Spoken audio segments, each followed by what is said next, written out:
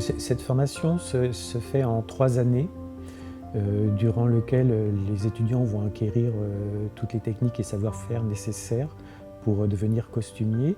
Et cela se fait donc en 3 ans. Ils obtiennent à la fin de cette formation un grade de licence. Alors, les enseignements sont répartis sur les 5 jours de la semaine. L'enseignement général est calé sur une seule journée. Et après, les 4 autres journées, ça dépend du niveau de l'étudiant, mais ce sera des cours d'art appliqué, de dessin, de recherche, ce genre de choses, ou bien de l'atelier.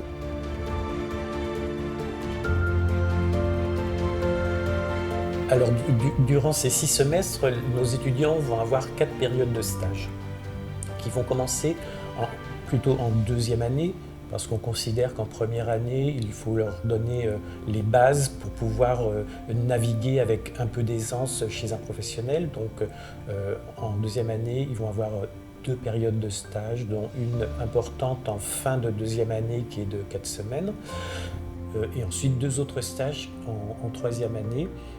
Nous avons un partenariat en Europe avec Erasmus, mais on autorise également les stages beaucoup plus loin, comme au Canada, pour aller par exemple au Théâtre du Soleil, sachant qu'en France, on a quand même beaucoup de lieux très intéressants pour faire des stages dans des structures très diverses.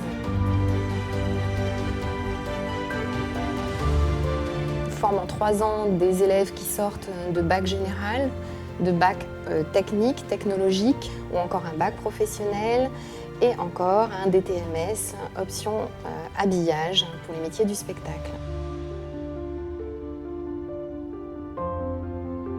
Suite au DNMAD, certains se sentiront aguerris, souhaiteront partir dans la vie professionnelle, ce qui est très bien.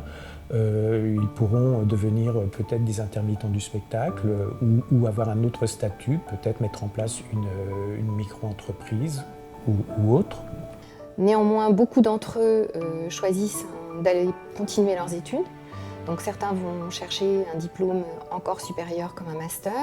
L'ENSAT à Lyon propose 3 masters maintenant, de concepteurs, mais aussi de chefs d'atelier ou d'assistants costumes, en développant davantage pour l'un la coupe et pour l'autre la réalisation.